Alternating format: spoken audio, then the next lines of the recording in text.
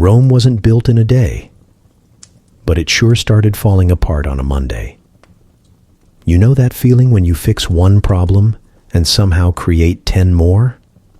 Congratulations. You're basically an emperor. Tonight, we're wandering through the world's most spectacular slow-motion collapse, a civilization that mastered everything except moderation. Rome built highways across continents, invented plumbing, taxed almost everyone, and still managed to trip over its own sandals. If you've ever procrastinated, overspent, or ignored a red flag in your inbox, you already have something in common with the Romans. So before we start, subscribe. It's free, unlike maintaining a standing army. And tell me, what time and place are you listening from? I'm always curious to know. Rome never slept, and apparently neither do we. Now, let's begin where every empire begins, not with power, but with hunger. You open your eyes to the smell of wet clay and wood smoke. The Tiber glides past like a sheet of tarnished bronze, slow and certain, pretending it's been here forever. On its banks, huts squat on stilts, their reed roofs patched and repatched. Chickens complain. Someone coughs. Somewhere, a pot boils over. This isn't the marble Rome of postcards. It's mud, sweat, and mosquito bites. The century is vague. Historians still argue about the exact year, but the ambition in the air is unmistakable. These are the people who will one day name the months, the gods, and half the planets. Right now, though, they're mostly naming goats. You can almost hear the argument that started it all. Two brothers, abandoned, raised by a she-wolf, because in Italy, even the wildlife has maternal instincts and boundary issues. Romulus and Remus. One will give the city its name, the other will give it its first murder. The legend has everything good propaganda needs: divine parentage, tragic betrayal, and a moral that can be taught to school children without scaring them too much. Whether any of it happened doesn't matter. What matters is that they believed it. Every empire begins with a story that sounds like a bedtime tale and ends with a cautionary one. The Romans needed theirs. It told them they were chosen, not because they were perfect, but because they survived. That became their first great art form, survival with style. Step closer. The mud is firmer here, tamped down by bare feet. A cluster of huts forms a village, a few families, a few arguments, a communal fire where gossip travels faster than smoke. You hear snippets of Latin in its toddler stage, words still borrowing heavily from their neighbors. Someone mentions the Etruscans up north. Wealthier, cleaner, annoyingly good at architecture. To the south, the Greeks are already writing epics and inventing democracy. Two things Romans will later claim they invented first. For now, though, Rome is an outpost of hungry opportunists. Shepherds, traders, refugees, anyone who didn't fit neatly into someone else's civilization found a home here. That was Rome's first secret. It didn't care where you came from as long as you were useful. You could arrive as an outsider and, within a generation, call yourself Roman. It was assimilation before the word existed, the empire's first quiet genius. But hunger hums louder than philosophy. You smell grain roasting, small harvest, small victory. The Tiber floods every year, blessing and cursing in equal measure. When it retreats, it leaves behind fertile soil and a reminder that nature is the first emperor. The villagers learn quickly to build dikes, to drain swamps, to argue with the river, and sometimes win. Adaptation becomes their religion. Time shifts.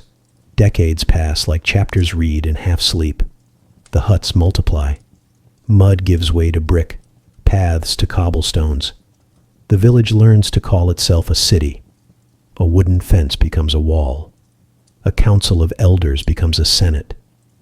And the loudest man in the room becomes a consul. You'd fit right in. Rome has always rewarded confidence over competence. They drive out their kings, or so the legend says. Tarquin the Proud, the name tells you everything. One arrogant monarch too many, one insult too personal, and suddenly the Romans invent a republic. No more kings, they declare, just an endless sequence of powerful men pretending they're not. Here, amid the new republic's noise, you begin to see the pattern. The first of many mistakes disguised as progress. The Romans confuse survival with destiny. They think because they've endured so much mud, the gods owe them marble. Because they've beaten back famine and raiders, they deserve the world. It's a beautiful delusion, and it will cost them dearly. Still, their triumph is undeniable. They take the Etruscans' arches and drainage systems, the Greeks' philosophy and gods, the Latin neighbors' words, remixing everything into something sturdier, more practical, less poetic. Where the Greeks asked why, the Romans ask how much. Where others sculpted beauty, Rome poured concrete. They weren't innovators. They were perfecters. And that skill, imitation turned to domination, will build their empire and centuries later make it impossible to maintain. Picture the Forum in miniature. It's nothing grand yet, a market square with a few altars and too many arguments. Traders shout prices, priests mutter prayers, politicians rehearse sincerity. Overhead, laundry lines flutter like conquered flags. The Republic is learning how to talk and how to shout. Every Roman, from senator to slave, believes their voice matters. For now. You wander through the crowd. A farmer from the hills sells olives, complaining about taxes that don't yet exist. A soldier off-duty leans against a column, polishing a sword that's seen more blisters than battles. Children chase each other between stalls, pretending to be heroes. They're rehearsing the next 500 years. You notice it in their eyes, that restless gleam, the hunger for more land, more trade, more everything. It's inspiring and a little exhausting.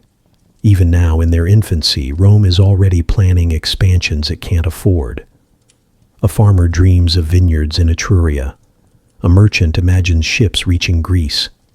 The Senate debates roads to places they've never seen. The idea of enough doesn't exist here.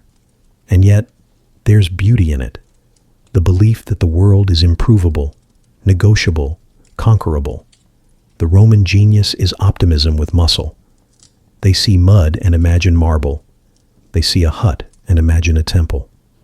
They see a river and imagine an empire. And because they can't stand unfinished projects, they keep building. As night deepens, you climb the Palatine Hill, just a ridge now, dotted with small farms. Below, the flicker of hundreds of fires mirrors the stars above. The city hums softly, like a creature dreaming of its future shape. You understand, suddenly, why they believed they were chosen. Rome doesn't whisper. It growls in its sleep. Tomorrow, they'll wake and lay another stone, argue about another boundary, swear another oath to another god. They'll make mistakes, glorious, ridiculous mistakes, but they'll make them with conviction, because that's what Romans do. For now, you stand in the quiet between the howls and the prayers, watching the first outlines of history take form. Mud, wolves, and a dream. That's all it takes to start an empire. And in the flicker of those early fires, you can already see the shadows of marble columns and crumbling walls, waiting patiently in the centuries ahead. Rome's first belief is born tonight. Nothing is beyond our reach, and that perhaps will be its greatest triumph and its first mistake. You wake to the sound of hammers, not the desperate clanging of survival anymore. This is organized noise, purposeful, proud. Rome is awake, and this time it's building something permanent. The kings are gone. The last one, Tarquin the Proud, had the misfortune of being both arrogant and memorable, the worst combination for a monarch. When the people finally chased him out, they swore an oath that would echo through centuries. No more kings, ever. From now on, Rome will rule itself. A daring idea, and a very Roman one. The air feels different. Men gather in the forum, talking loudly, gesturing even louder. Senators in white togas, farmers with dirt under their fingernails, traders smelling of olive oil and ambition, all convinced that their opinions matter. For now they do. This is the birth of the res publica, the public thing, the republic. Rome's experiment is simple and complicated all at once. No single man will hold absolute power. Instead, power will be shared, borrowed, checked, and wrestled over. 2 consuls replace 1 king, each with equal authority and an equally inflated ego. A senate of old families advises them, though advice quickly turns into orders delivered with rhetorical flair.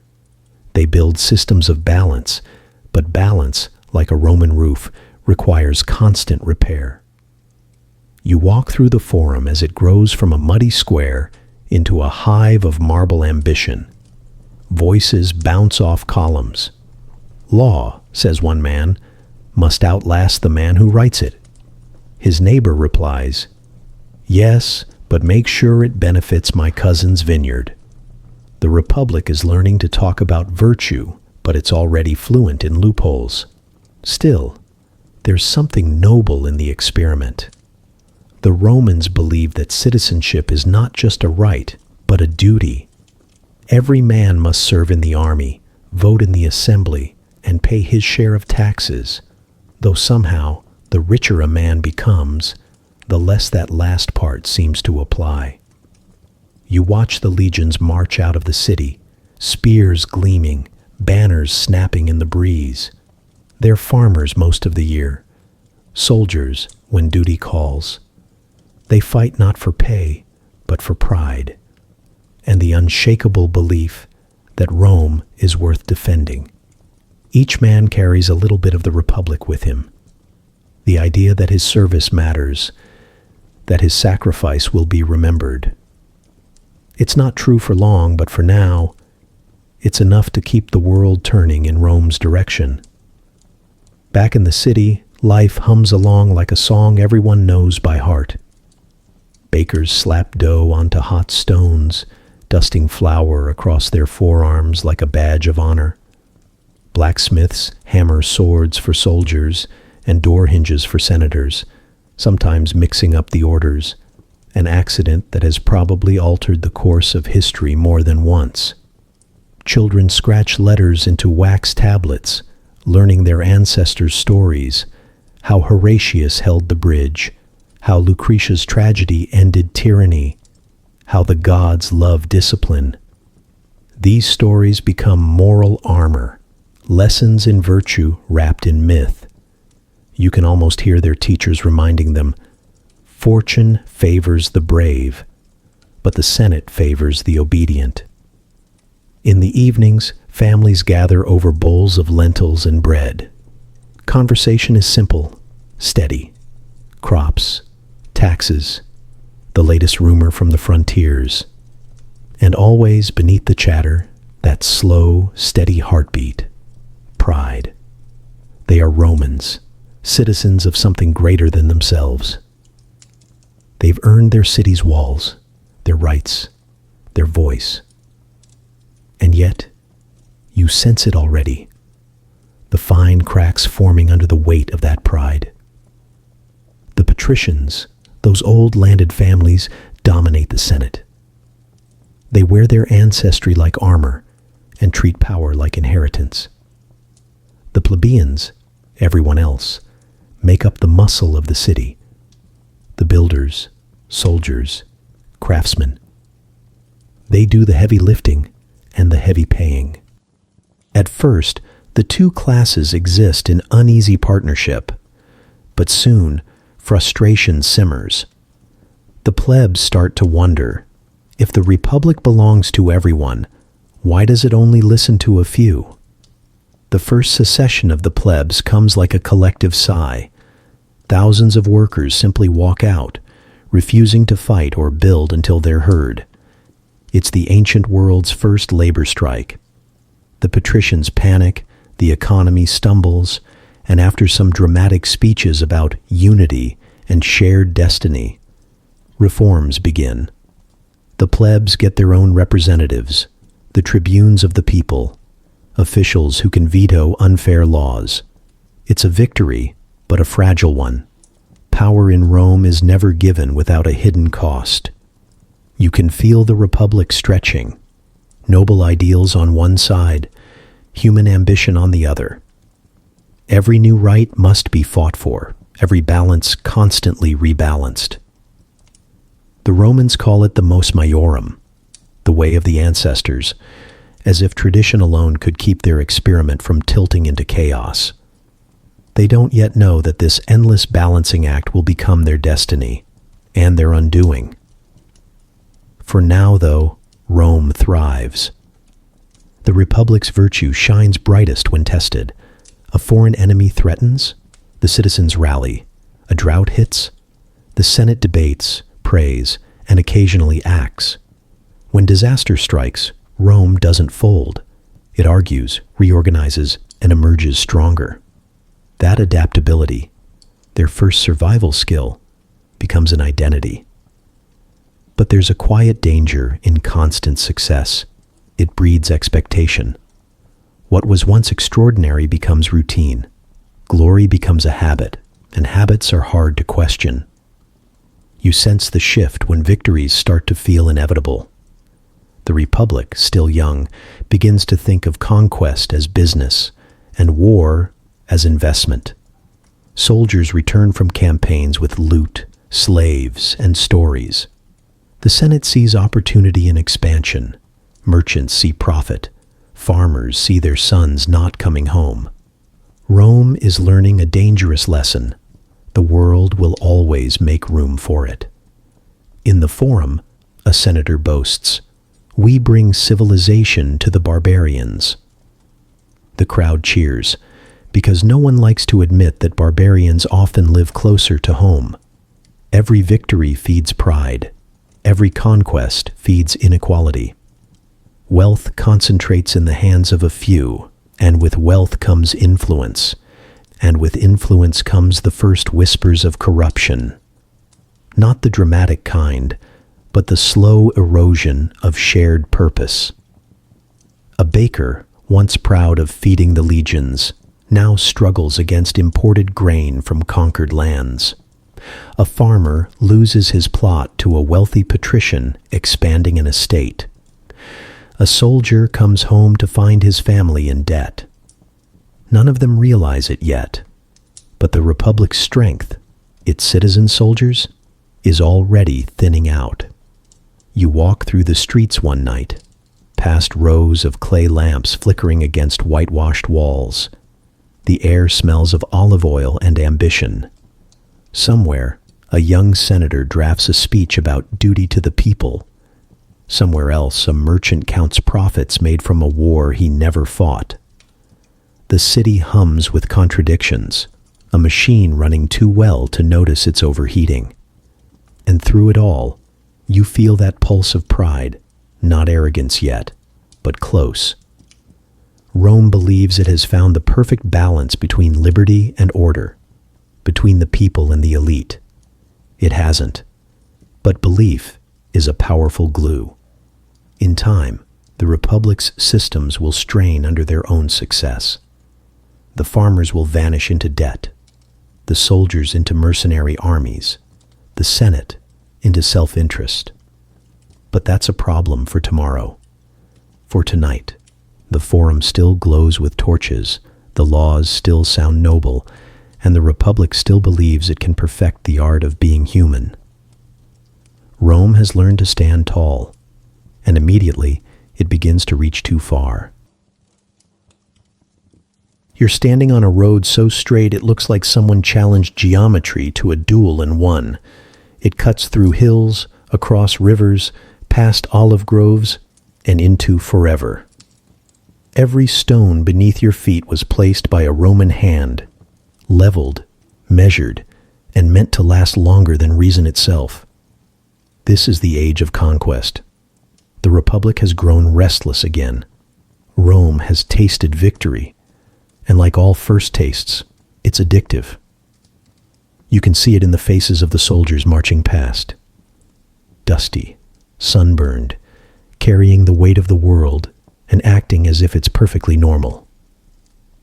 Their shields gleam like coins, their discipline sharper than their swords. They move with that particular Roman rhythm, the slow confidence of people who've forgotten what defeat feels like. Once, these men were farmers. They fought for their land, then went home to till it. But now the wars are longer, the spoils richer, and home grows farther away with every campaign. They've become professionals, though they'd never admit it.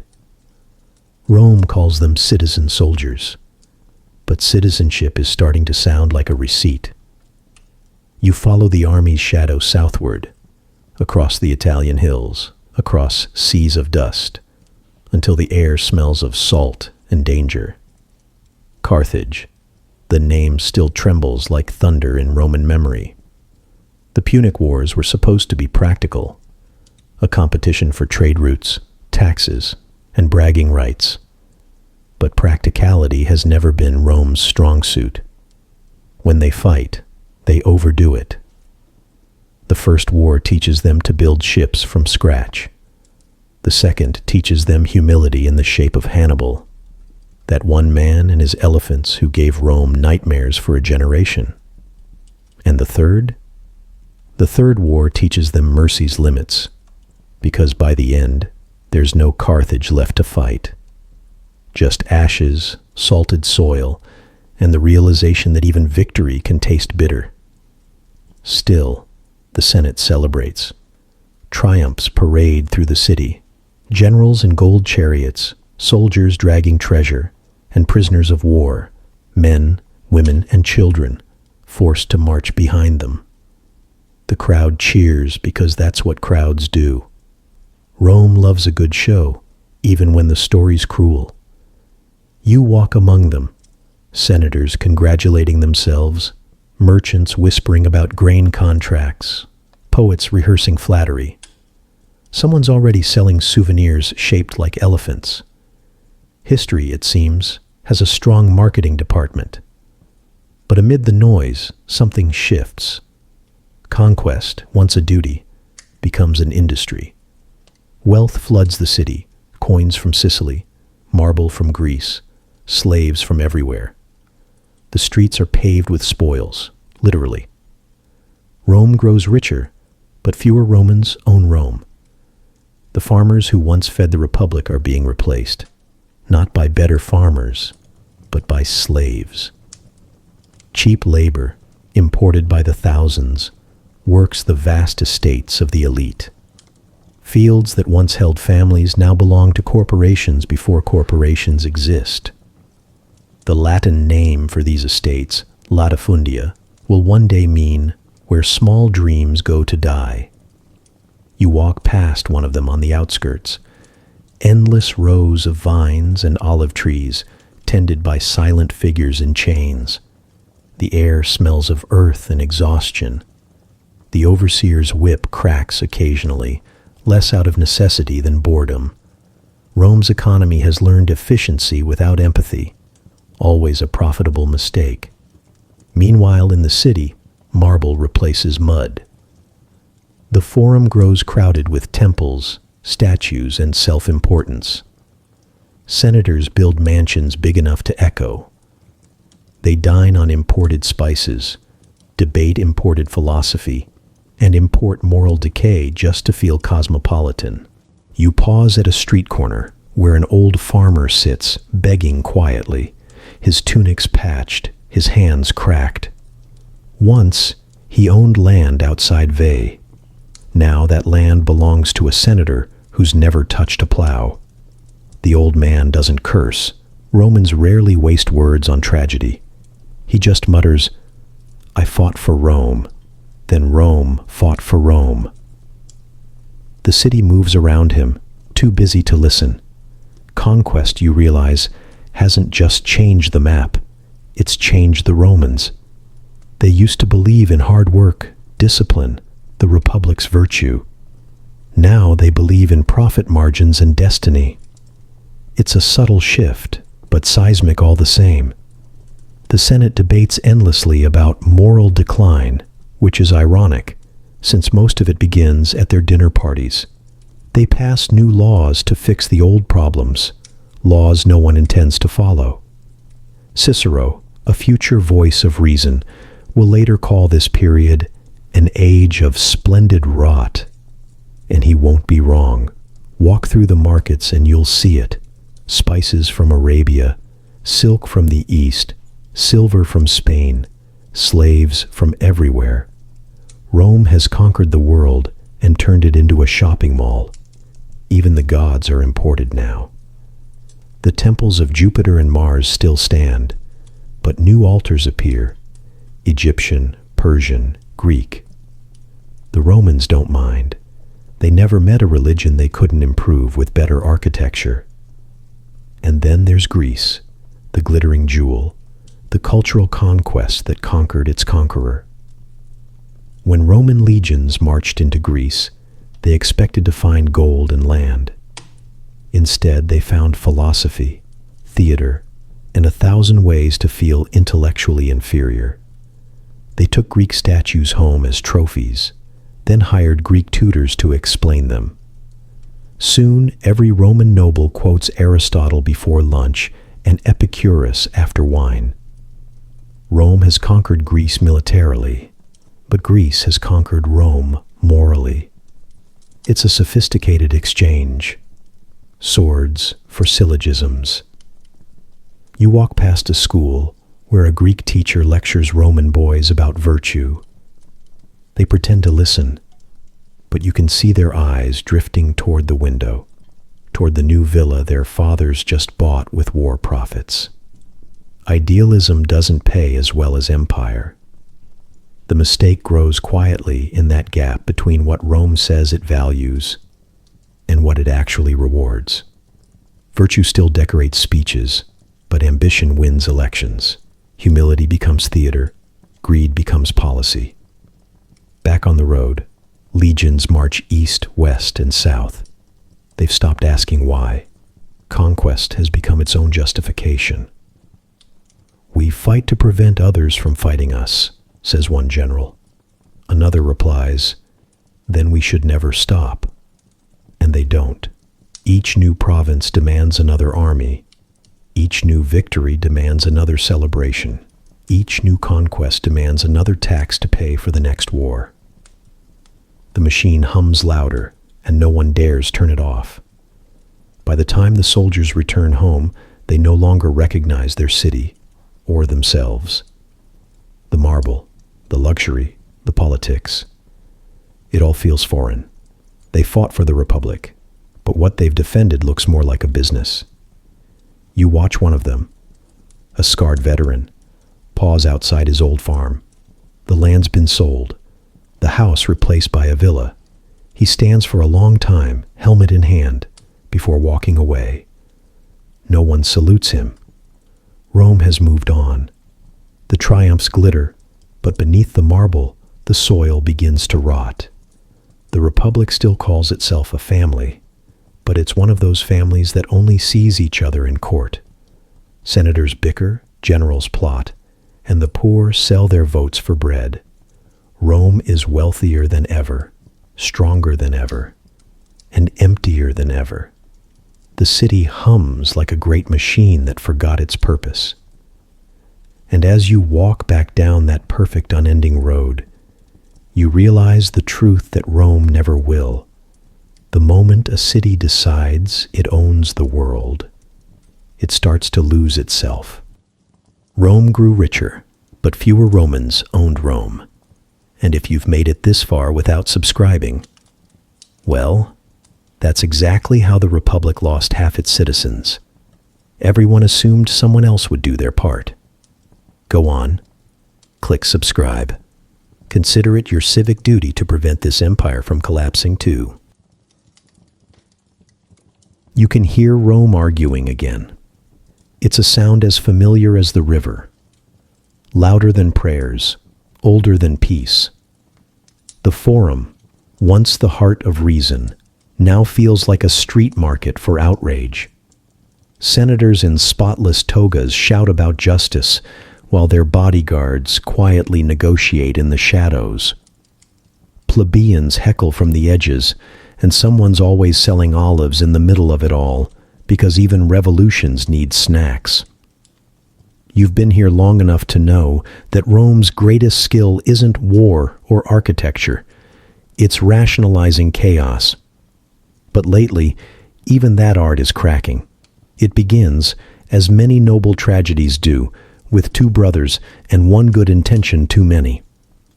The Gracchi brothers, Tiberius first, then Gaius, try to save the Republic from its own success. They see the empire growing fat while its people grow thin.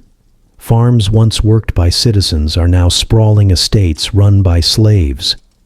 Veterans return from war to find their land gone, their pride pawned, their republic silent. Tiberius Gracchus proposes a simple revolutionary idea: give some of it back.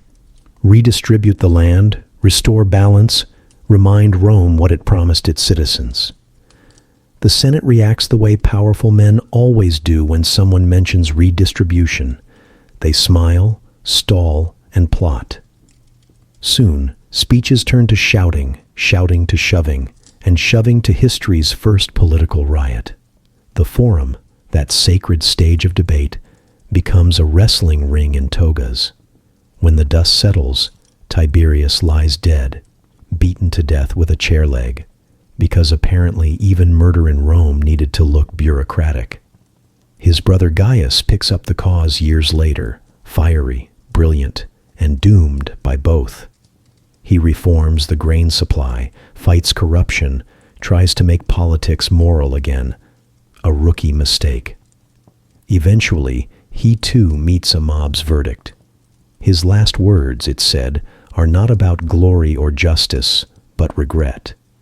You can almost feel the silence that follows, that heavy collective pause when a nation realizes it's crossed a line it can't uncross.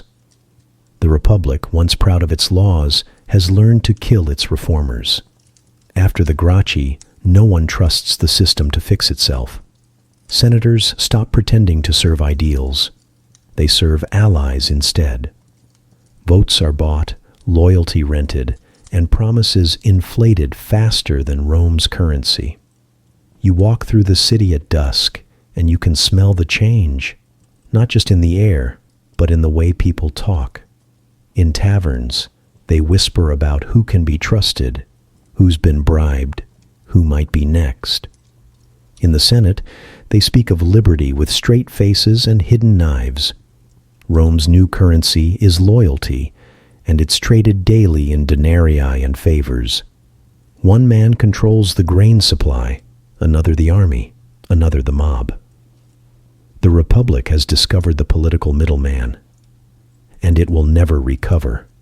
The streets grow meaner, the crowds louder. When words fail, fists fill the silence. You catch sight of an old woman near the Forum steps.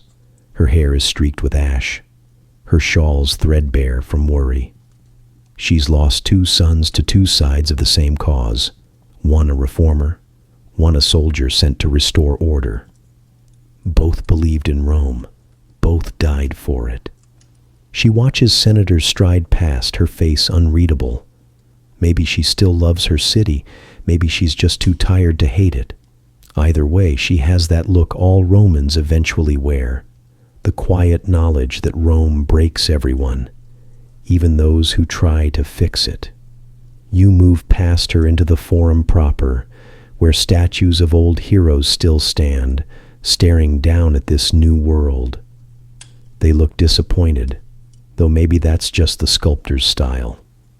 Beneath them, the people mill about, restless, angry, unsure what citizen even means anymore.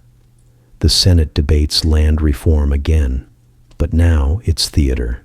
Speeches are longer, attention spans shorter.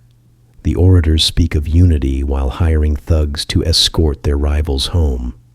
Laws are drafted, amended, shredded, and replaced with bribes. Even the gods seem exhausted. The temples stay open, but the prayers sound hollow, more insurance than devotion. Jupiter doesn't answer calls anymore. In this atmosphere, ambition becomes the only honest language. Men like Marius, Sulla, and later Caesar rise by turning loyalty into leverage. They promise to defend the Republic even as they dismantle it piece by piece. You stand in a crowd as a candidate throws coins to the people. They cheer, of course. Who wouldn't? Bread is expensive, and democracy's expensive too. Somewhere, a child catches a coin and thinks this is what freedom looks like. Rome's mistake is subtle but fatal. It forgets that laws are only as strong as those who believe in them. The Republic still has its constitution, its elections, its ceremonies, but belief has quietly left the building.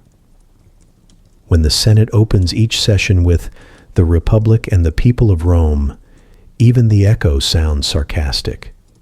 The streets, once a place of civic pride, now host hired gangs who settle arguments with clubs. The Forum, once the cradle of reason, becomes an open-air courtroom without verdicts. The people, once proud to serve, now just want to survive. You can feel the city's pulse quicken. Too fast, too hot. Every rumor feels like prophecy. Every speech sounds like threat. The Republic, that brilliant experiment in shared power, is starting to sweat. One night, lightning splits the sky over the Capitoline Hill. It strikes a temple column, splitting it clean in half. The priests call it an omen, though they can't agree whether it means hope or disaster. In Rome, those are often the same thing. A senator writes to his friend, "We have more laws than ever and less order." He doesn't know it, but he's writing Rome's future epitaph. In the taverns, drunk veterans argue about loyalty. One slams his cup and says, "We fought for Rome, but who fights for us?" His companion shrugs. "Maybe the next man with a bigger army." And there it is, the quiet confession of an empire to be. The Republic no longer belongs to its citizens. It belongs to whoever can promise them a reason not to riot. As you walk home through narrow streets, the walls seem to lean closer, listening. The air is thick with unspoken truths, that freedom can be fragile, that democracy can die in applause, that the hardest wars are always fought between neighbors. Tomorrow, another speech, another riot, another reform that reforms nothing. But tonight, Rome stands on the edge of a silence it doesn't yet understand. And when words fail, Rome reaches for its swords. The sound you hear now isn't hammers or debate, it's boots. Heavy, steady, endless boots, echoing down streets that once smelled of bread and olive oil. The same streets where merchants once argued over prices now host soldiers arguing over orders. Rome hasn't fallen, not yet, but it has stopped talking and started marching. This is what happens when a republic grows tired of itself. For generations, Rome had mastered the art of disagreement. Now it's addicted to victory. And victory, as it turns out, is much easier to win abroad than at home. You can feel the air changing, thick, electric, metallic. Senators no longer fear the mob, they fear each other. Generals no longer fight for the Republic. They fight for who gets to speak on its behalf.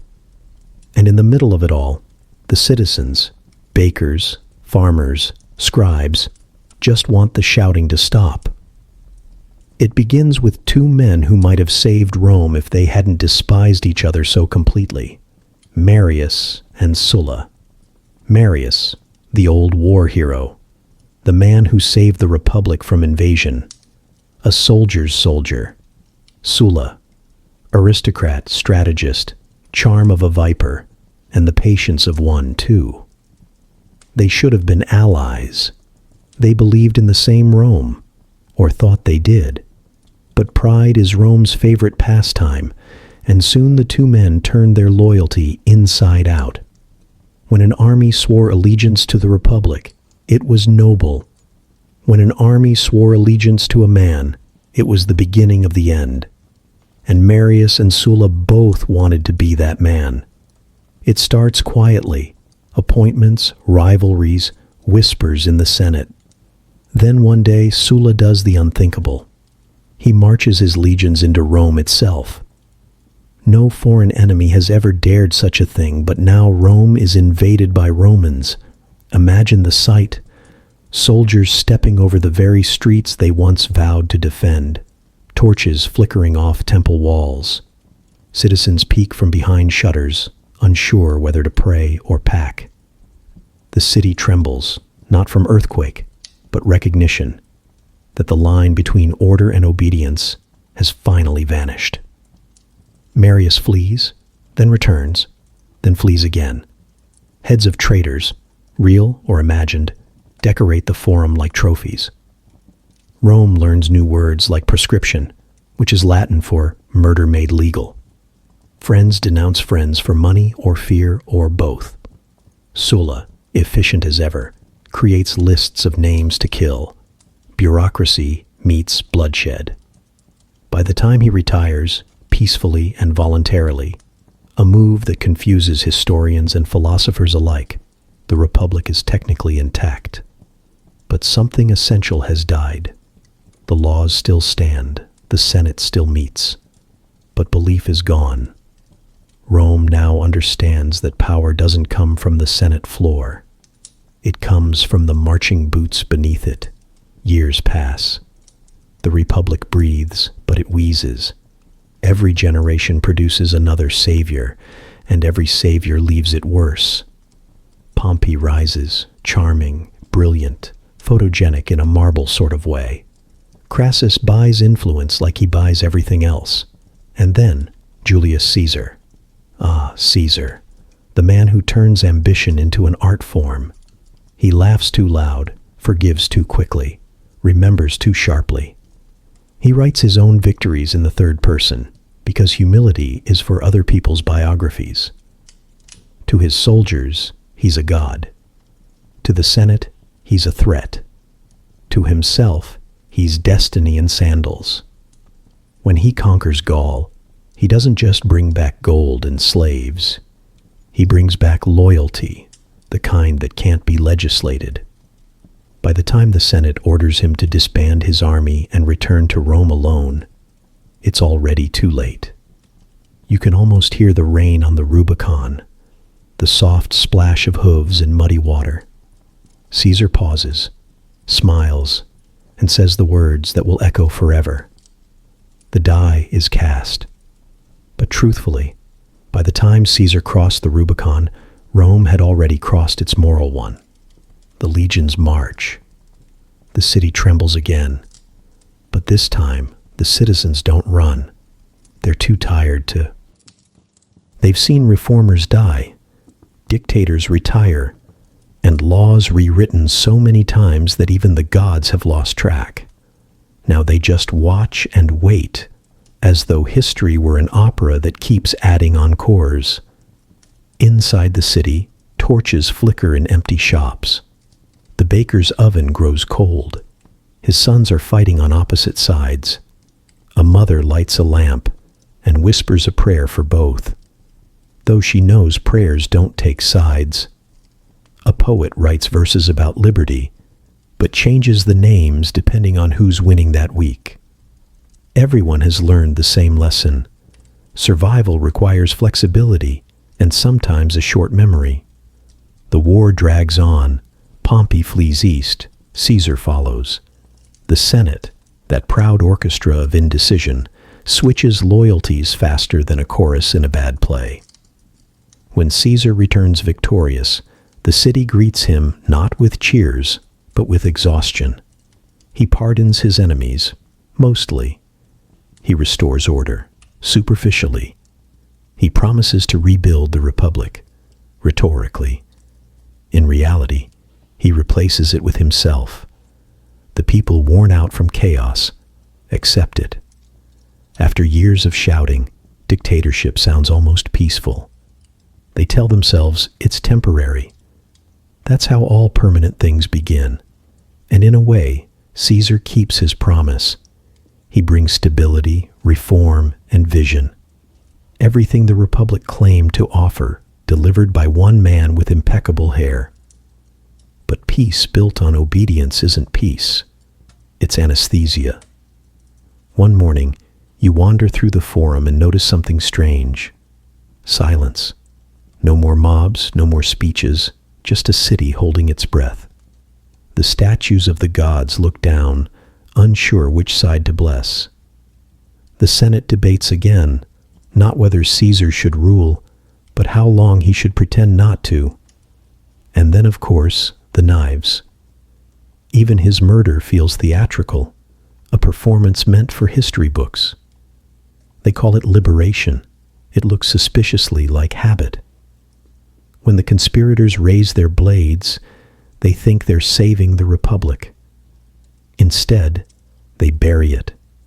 Because after Caesar, there will be no going back. The stage is set, the script rewritten, and the Republic, that delicate balance of law, pride, and exhaustion, collapses not with a bang, but with applause. Rome mistakes order for salvation, obedience for virtue. It believes that peace can be imposed, that freedom can survive under one man's shadow, and it will spend the next few centuries proving how wrong that belief can be. You stand once more on the same road where the soldiers march, where the echoes began. The air smells of smoke and consequence. Rome is quiet now, too quiet. The Republic has fallen asleep, and when it wakes, it will find an emperor waiting. The war is over, or at least that's what everyone's pretending. You walk through Rome's streets, and for the first time in living memory, they sound almost peaceful. No chants, no marching boots, no orators shouting about liberty.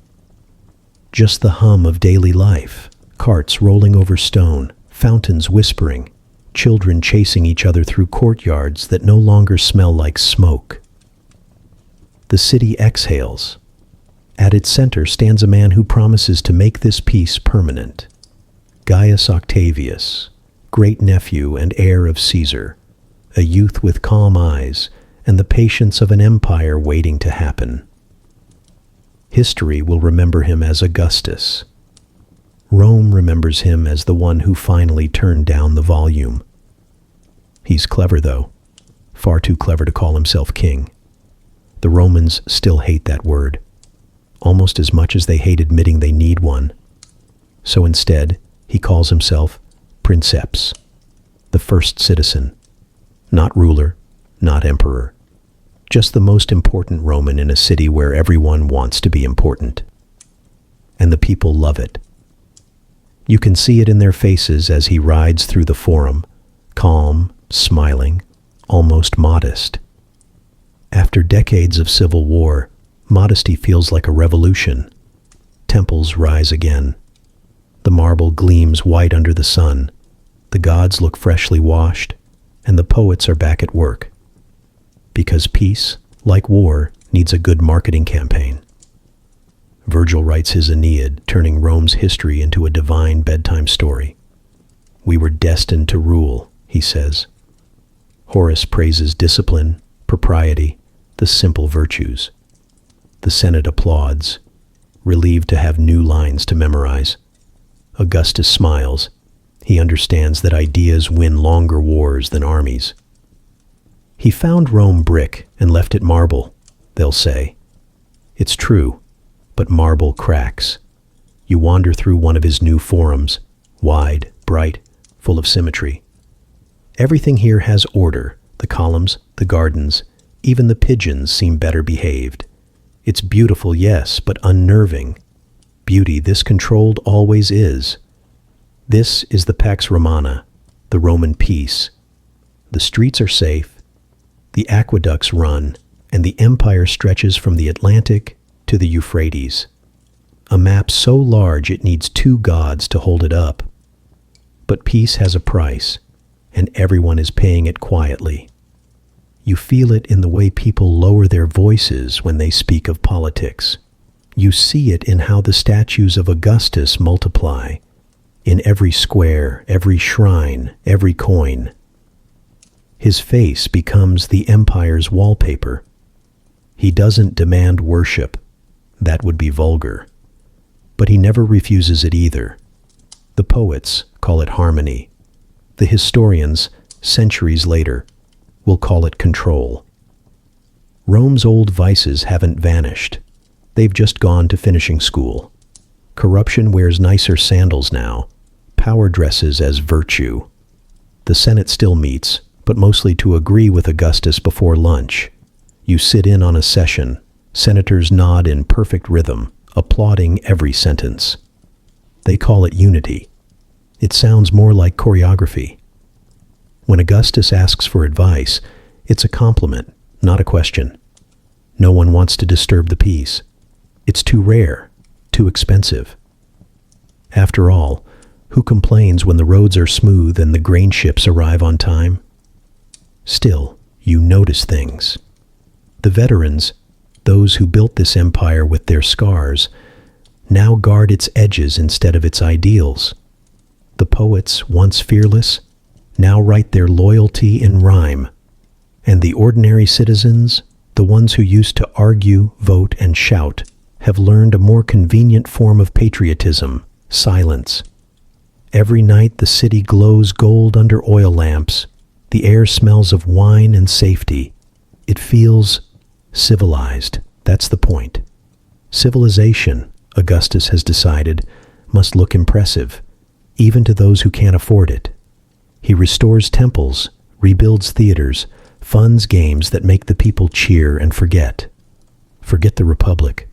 Forget the chaos. Forget that peace and freedom aren't always the same thing. You overhear two men in a tavern. One says, "I miss the old days, when we could curse the Senate and not worry about who was listening." The other laughs. "You can still curse the Senate," he says. "Just don't forget to praise Augustus first." They clink cups and drink, half in jest, half in habit. That's how freedom disappears, not in flames, but in toasts. Augustus himself believes he's saving Rome, and maybe he is. He reforms the tax system, tames the army, and passes laws to make families behave like the moral examples painted on urns.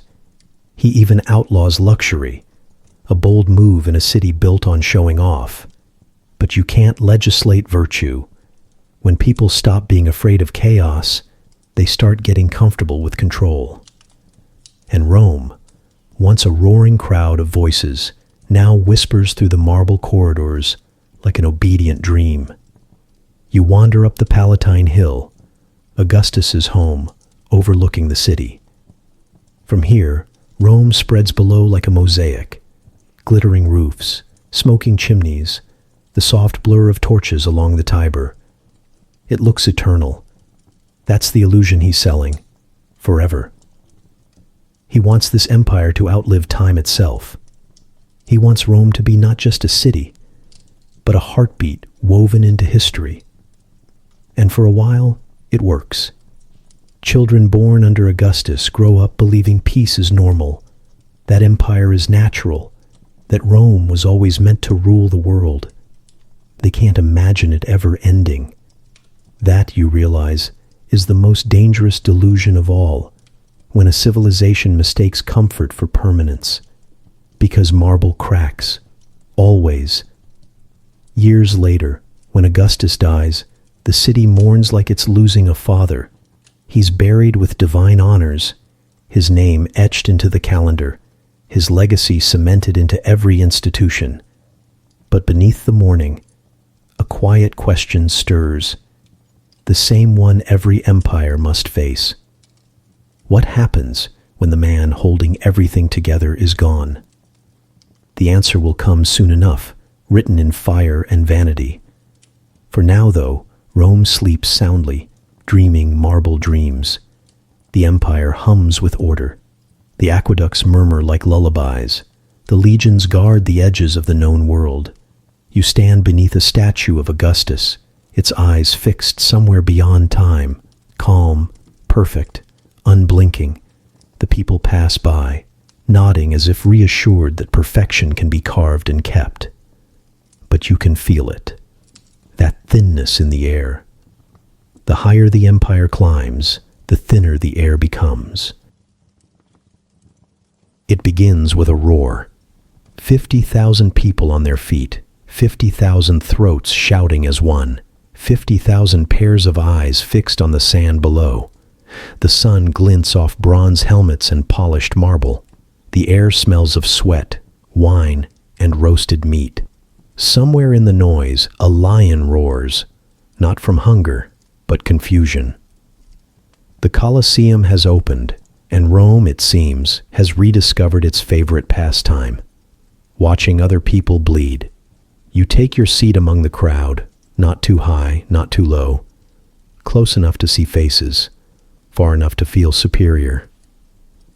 The emperor, serene and golden, sits beneath a canopy. When he lifts a hand, the entire arena holds its breath. It's magnificent, of course. Rome does nothing halfway, not empire, not architecture, not entertainment. The Colosseum is a statement carved in stone. We are still powerful, even if we're not sure why. The games begin. Men, beasts, music, the smell of iron and oranges. The crowd cheers every kill like it's a civic duty. The noise is thunderous, ecstatic, empty.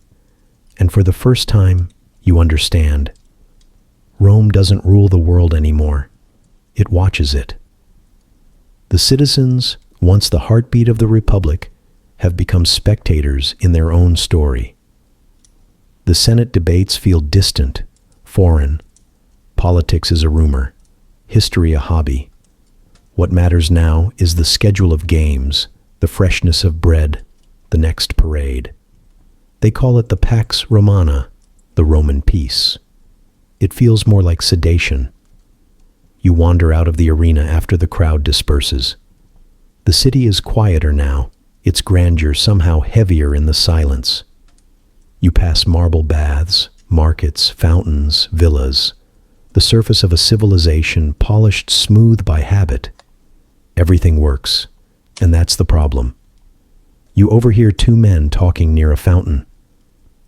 Did you hear? They're adding more holidays next month. How many does that make? 200, I think. Ah, the man sighs. Finally some rest. You can't help but laugh. When work becomes optional and leisure becomes mandatory, something in the spirit softens. The citizens once proud of their labor now compete in idleness. The rich dine in excess. The poor are fed enough to stay quiet. Bread for the stomach, circuses for the soul, the perfect formula for keeping peace without purpose. You visit one of those lavish banquets, purely for research, of course. Reclining couches, servants gliding like ghosts, tables overflowing with delicacies from every corner of the empire. Peacocks, figs, honeyed dormice, a menu that looks more like a declaration of dominance than dinner. The host, a senator with eyes like wet marble, raises his cup. To Rome, he says, may she never hunger for anything. You notice he doesn't specify what Rome shouldn't hunger for. Later, as laughter fades and candles flicker, he scribbles something into a wax tablet. You glance over his shoulder. "I dine," he writes. "I yawn. I sleep. I miss the wars I hated." There it is. The quiet confession of an empire too comfortable to dream. Outside, the streets shimmer with lamplight. A few beggars huddle in the shadows of temples dedicated to abundance. Children chase each other through alleys named for victories no one remembers. Rome is rich, powerful, admired, and profoundly lonely. You feel it everywhere, in the way conversations drift toward gossip instead of philosophy, in the way laughter sounds rehearsed, in the way faith has become fashion. People still go to temples, still sacrifice doves and burn incense, but their prayers are more like wish lists.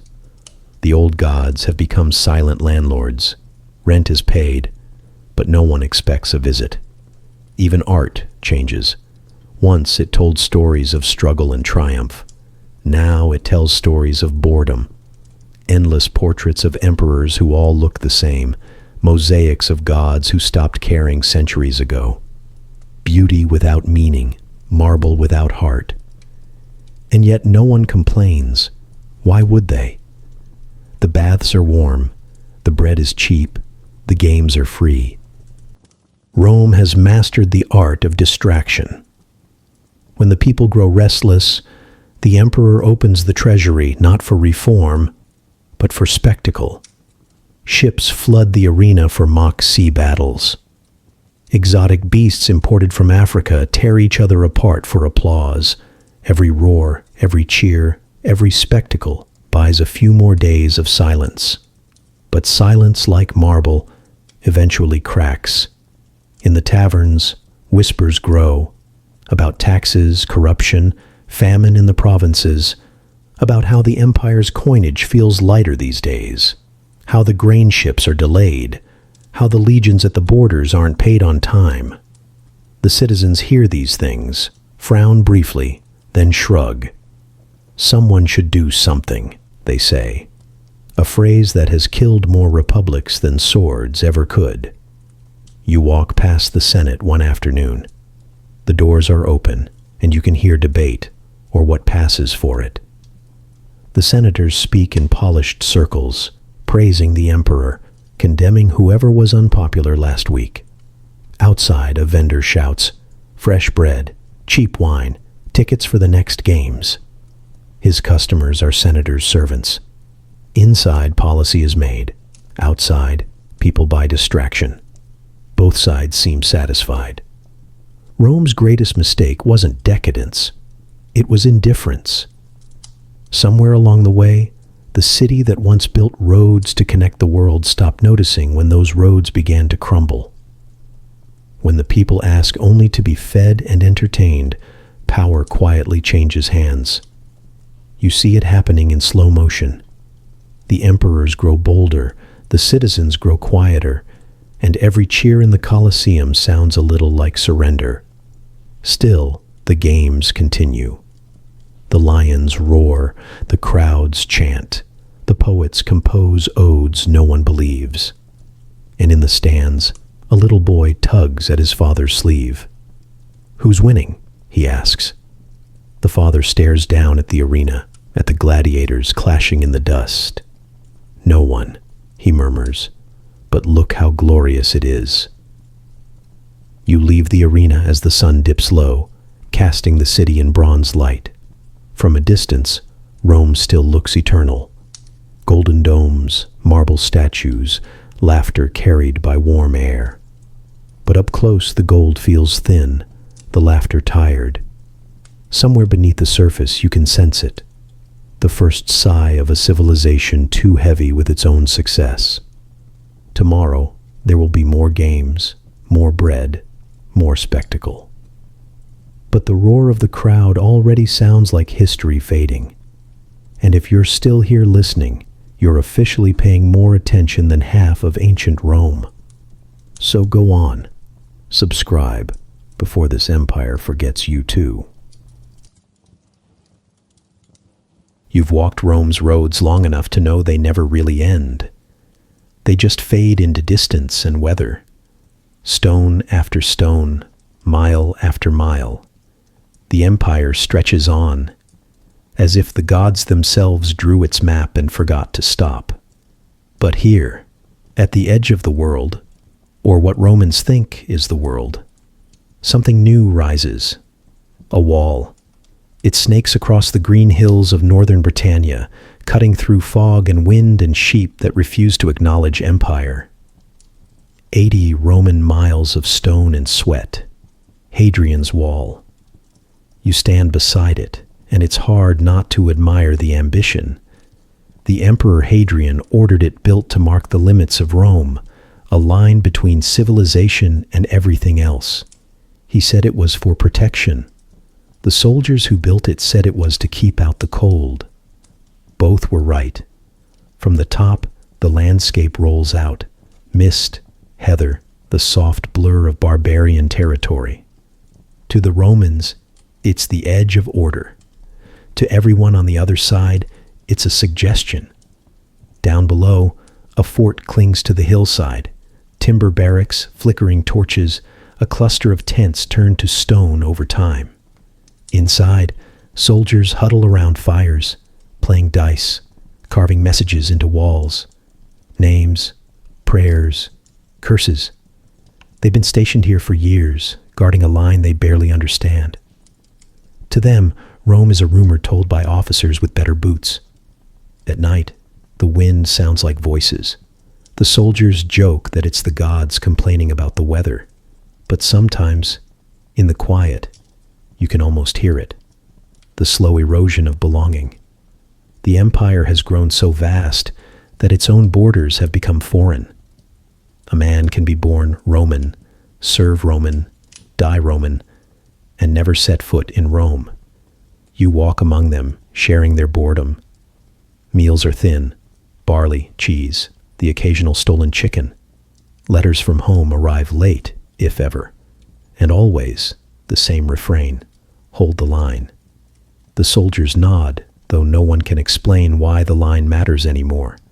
The tribes across it trade, raid, and intermarry. Barbarians wear Roman armor. Romans buy barbarian furs. Even the gods are confused. Shrines to Jupiter sit beside carvings of Celtic spirits. At the edges of empire, identity starts to blur. One night, a soldier tells you about a traitor he met from the other side, a man with red hair and broken Latin who sold him amber and a story. He said his grandfather fought Rome, the soldier laughs, and now he sells us souvenirs. You both laugh because irony is cheaper than truth. Rome once welcomed the world, now it fears it. Hadrian understands this fear, or at least he manages it beautifully. He tours the empire not as conqueror, but as caretaker, patching the cracks with walls, forts, and diplomacy. He knows that the empire can't grow forever. No one can. And yet, even as he builds boundaries, he keeps writing poems about unity. That's Rome in a nutshell. Walls with speeches about peace carved into them. The empire keeps building. In the deserts of Syria, another wall, less famous, more desperate, guards against the sands. In North Africa, forts line the ridges, their gates half buried in dunes. In Egypt, watchtowers stare out at nothing, manned by soldiers who forgot what rain looks like. The farther you go, the more you see the same pattern. The edges harden, the center softens. Rome's heart is marble, its hands are calloused. You stop at an outpost one evening, the end of the world, or at least the end of Roman patience. The centurion greets you with a weary grin. "Welcome to nowhere," he says. His men are from everywhere, Gaul, Syria, Africa, Spain. They speak in fragments of Latin, stitched together by necessity. They aren't just Rome's defenders, they are Rome now, the living proof of its reach and its loneliness. You share a drink with them, sour wine, mostly water. and listen. They talk of home, of pay delayed, of rumors about new emperors. By the time news travels here, the names have already changed. One soldier shrugs. Doesn't matter who rules, the wall doesn't move. That line stays with you. The wall doesn't move. It's meant as comfort, but it sounds like confession. Because walls, for all their strength, never save what they're built to protect. They only mark what's already slipping away. Back in Rome, the people celebrate the empire's size like a child measuring height on a door frame. Maps hang in villas, decorated with colored lines that no one will ever walk. The Senate applauds itself for managing so much land, so many people. No one asks whether anyone actually understands it all. The empire has learned its geography and the meaning of too much. In the markets, merchants brag about spices from India, silk from China, gold from Africa. The world's riches pour in, but Rome's own veins are thinning. The farther the goods travel, the less Roman the empire becomes. You can see it in their faces. Senators in Egyptian linen, generals wearing Greek perfumes, priests praying in accents imported with the incense. Rome is everywhere, and nowhere feels like Rome anymore. One day, you find yourself walking back along the wall, the fog curling around the stones like ghosts. You stop at a watchtower and look out. On the horizon, the mist hides the north, the land of the free, or perhaps just the forgotten. Somewhere out there, a tribe tells stories about the Romans, giants who built roads to nowhere, who worshipped walls and called it safety. The soldier beside you mutters, "Strange thing, building all this to keep them out, when half of them are already inside." He's right. The borders aren't lines anymore. They're conversations. Rome is trading as much as it's fighting. Silk for swords, wine for loyalty. Every enemy is also a supplier. Every barbarian tribe is a future ally or conqueror. As night falls, you can hear the faint echo of singing from the other side. A rough, rhythmic tune that sounds both foreign and familiar. Maybe they're singing about us, you think. Maybe we're the story they tell their children to keep them awake. The wind grows colder. You pull your cloak tighter, feeling the chill of a civilization stretched thin. The wall stands strong, the empire still vast, the illusion still intact. But you can sense it, the quiet exhaustion in the stones, the weight of holding too much for too long. The farther Rome spreads, the less of itself it recognizes. You blink, and another emperor is dead. It's starting to feel like tradition.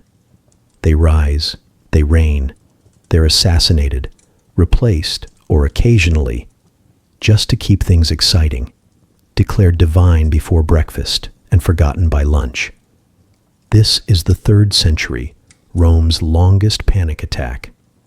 You could measure an emperor's reign in the lifespan of a loaf of bread, and depending on inflation, the loaf might last longer. It's not just one collapse, it's dozens, overlapping like a bad dream that keeps changing the setting, but never the feeling. 1 week, the legions declare a new emperor. The next, another army kills him and declares someone else. Provinces split off, generals rename themselves saviors of Rome. And the Senate, ever adaptable, applauds whoever's holding the sword at the moment. From your apartment near the Forum, the rent's doubled again. You can hear the city murmuring. It's not outrage anymore, it's exhaustion. The marble's still there, but it's losing its shine.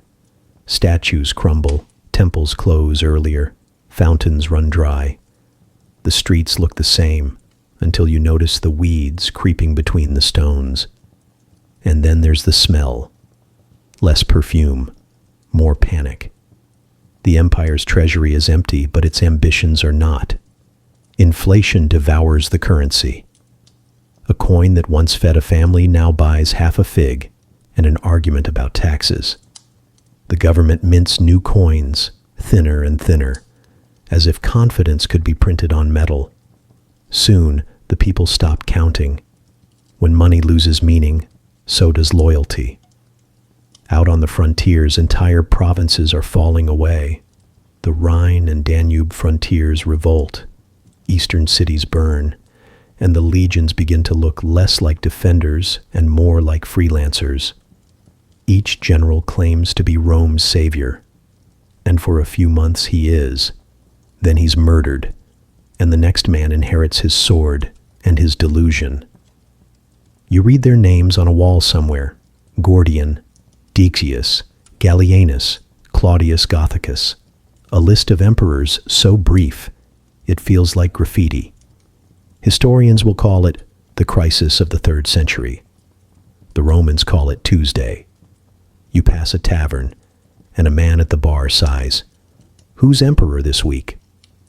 His friend shrugs. "Does it matter?" They laugh, but it's the kind of laughter that cracks at the edges. Because deep down, everyone knows the truth. The empire hasn't fallen. It's just stopped remembering how to stand. Outside the city, things look worse.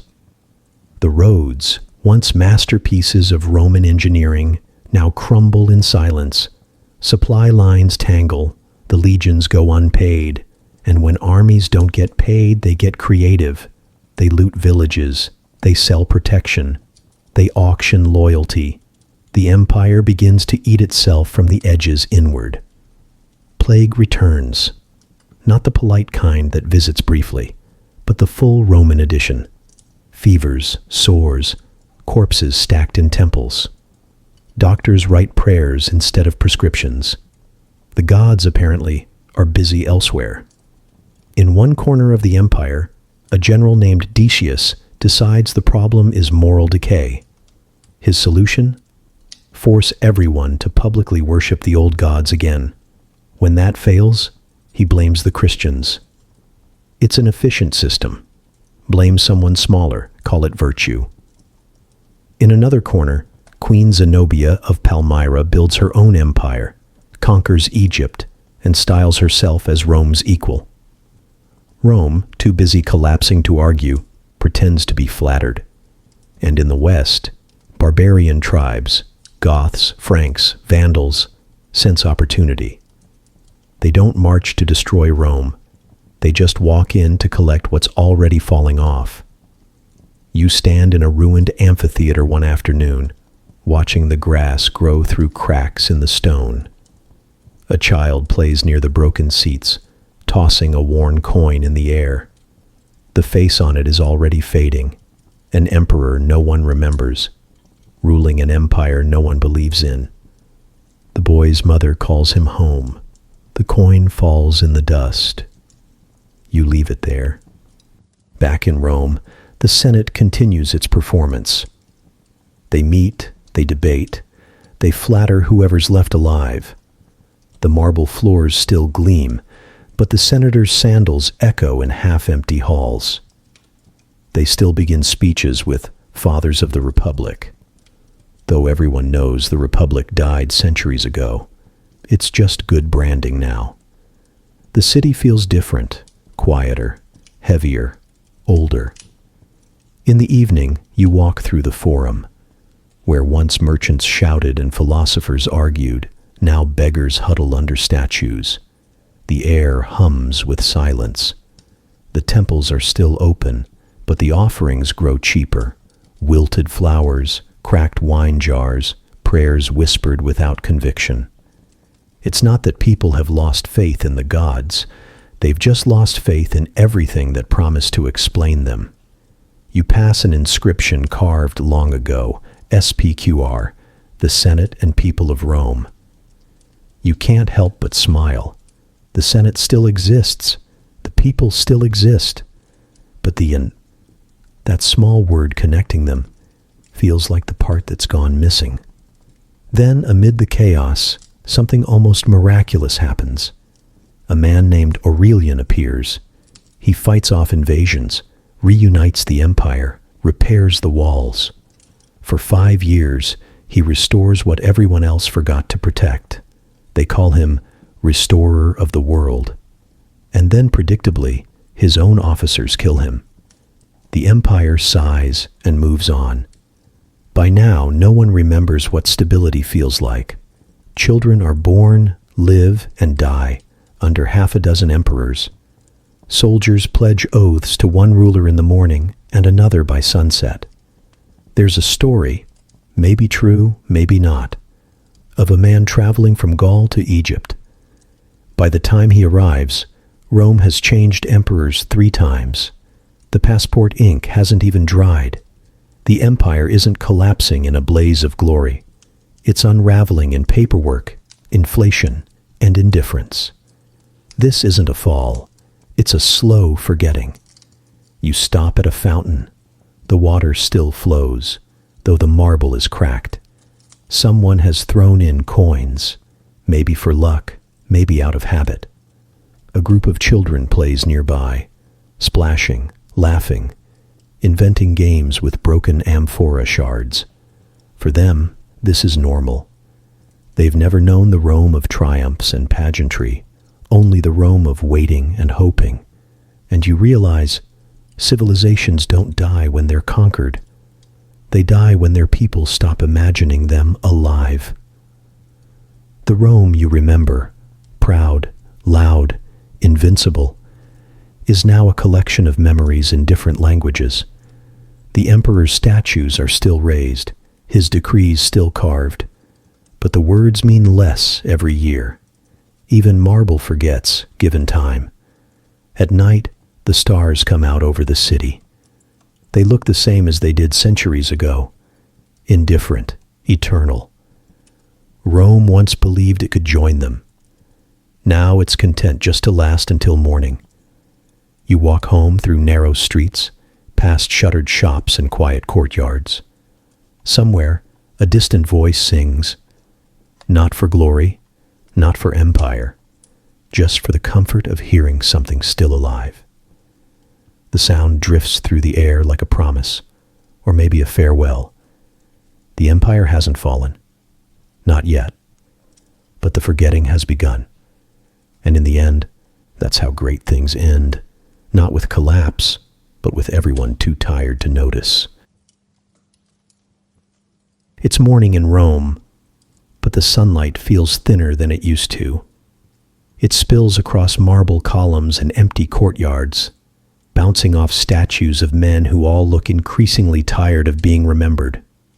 Rome is still here, vast, powerful, wealthy, but somehow smaller on the inside, like a heart that's grown too big for its body. And into this weary world walks Diocletian, soldier, reformer, control enthusiast, and possibly the only man left who still believes Rome can be organized into sanity. You can almost admire his optimism. By the time he takes power, the empire is a patchwork quilt held together by taxes, bribes, and a shared sense of exhaustion. The borders leak, the currency wobbles, and the emperors, well, they tend to come and go faster than theater actors changing costumes. Diocletian looks at this chaos and decides that the problem isn't that the empire is too big. It's that it's too badly managed. So, he does what every overwhelmed administrator does. He divides the workload. Rome, he declares, will have 2 emperors, one in the east, one in the west. Each will rule half the empire, supported by junior emperors called Caesars. It's practical, efficient, almost modern. You can picture him at his desk, stylus tapping against wax tablet, muttering, "Nothing wrong with Rome that a good spreadsheet couldn't fix." For a while it works. Taxes start flowing again. Armies get paid. Roads repaired. The borders, those nervous seams of empire, grow quiet. Merchants smile. Priests stop panicking. And even the Senate looks momentarily relevant. But beneath the order, something subtle shifts. 2 courts, 2 capitals, 2 emperors, and with them 2 Romes, one in the west, centered in the old heart, Italy, Gaul, the fading echo of the Republic's glory, one in the east, ruled from the dazzling cities of the Greek world, rich, educated, alive with trade and philosophy. They still call themselves one empire, but the accents are already diverging. You travel east, through dusty roads and sunburnt provinces, until the air smells of salt and spice. Here, the empire feels different.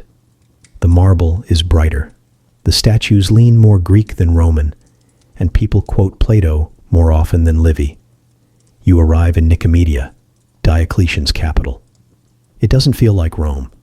It feels like an idea wearing Roman clothes. The emperor's palace gleams by the sea. Vast halls, cool mosaics, courtiers whispering in elegant Greek. Here, Rome means administration, not nostalgia. Diocletian's reforms are everywhere. The economy runs on new laws, new taxes, new officials. Everything has been neatly categorized, labeled, and cataloged. The empire, for the first time, feels like a well-run business.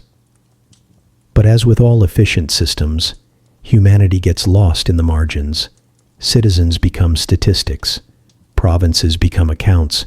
Emperors become interchangeable titles. When unity becomes paperwork, someone murmurs, no one fights for the same thing. Back in the West, the old capital sulks. Rome, the Rome, grows shabby and resentful, its temples cracking, its senators nostalgic for the days when power didn't require translation. Merchants complain that Eastern goods flood their markets. Priests grumble that the new emperors worship order more than gods. And the common people? They shrug. Their loyalty now belongs to whichever governor remembers to deliver grain. Diocletian doesn't mind. He's not trying to inspire. He's trying to survive.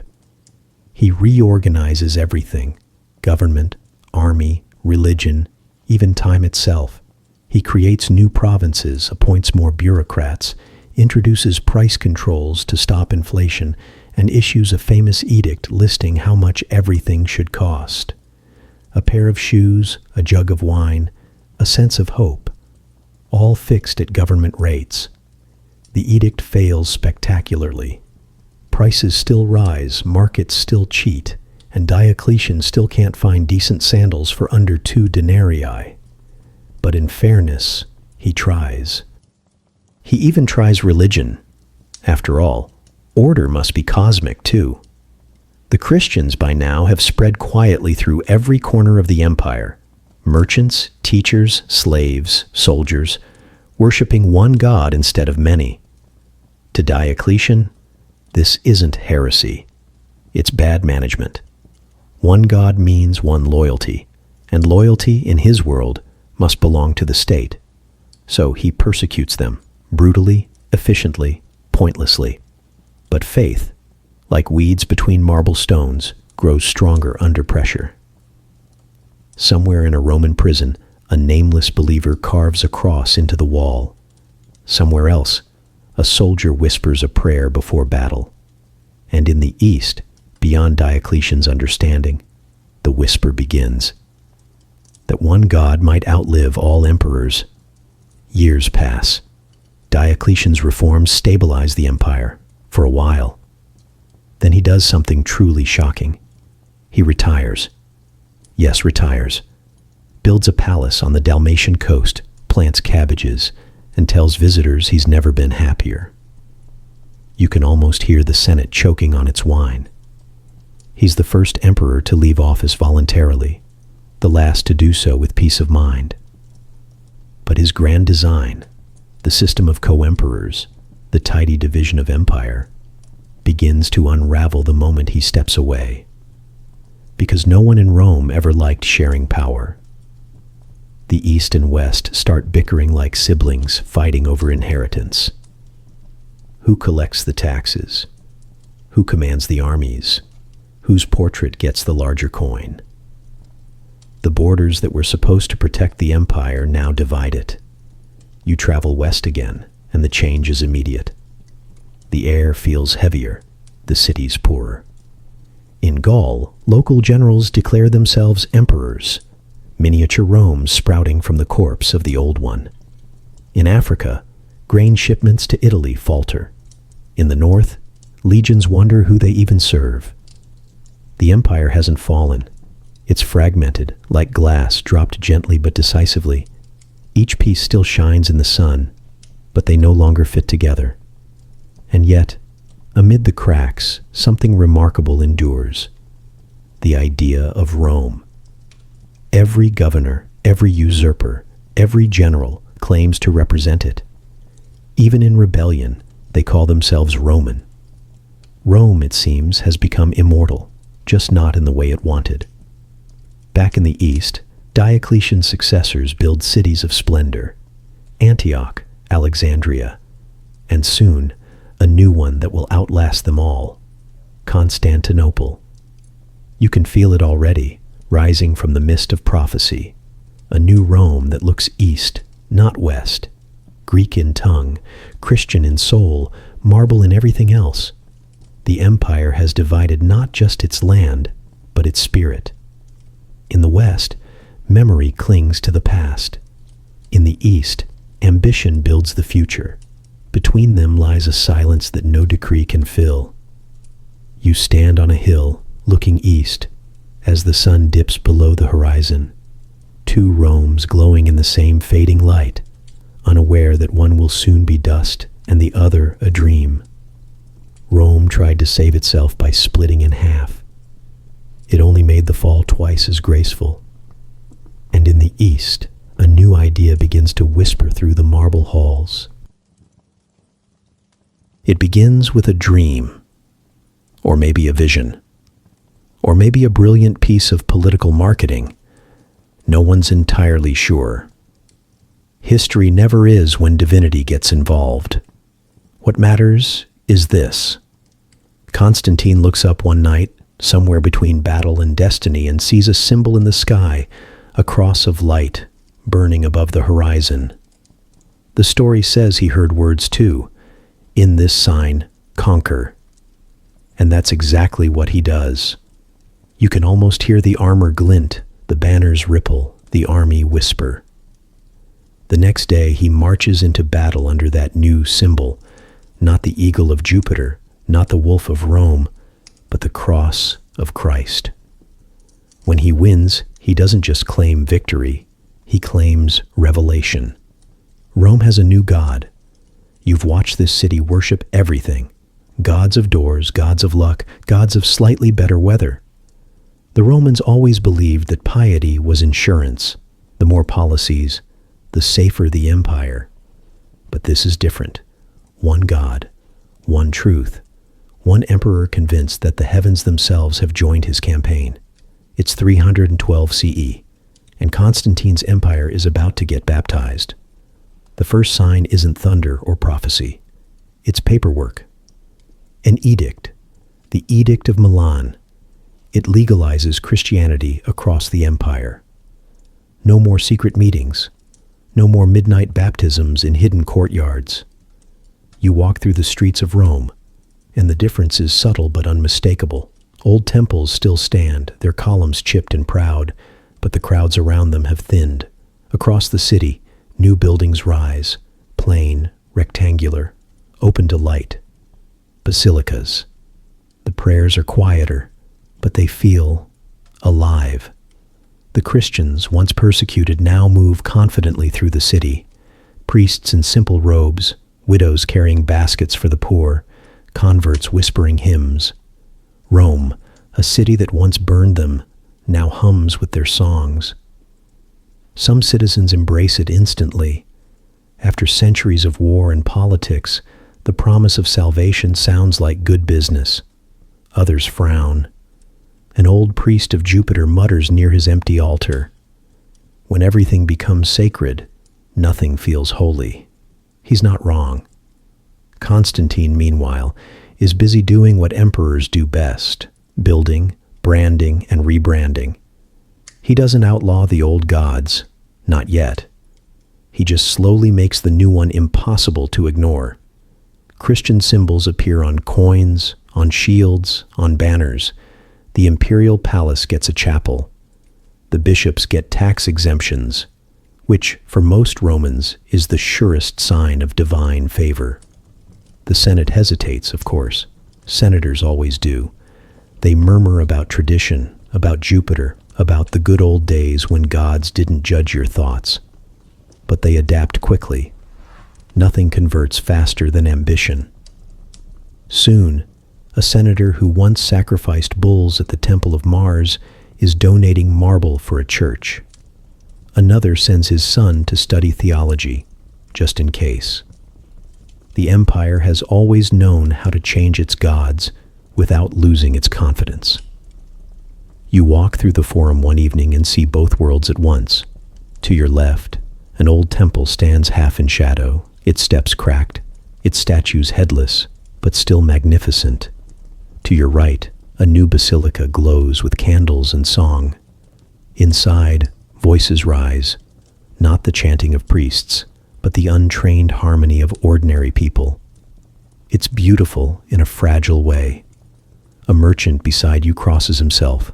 A beggar, uncertain of which god to thank, bows to both. In that moment, Rome feels suspended, between marble and light, between memory and revelation. Constantine himself walks carefully between faith and power.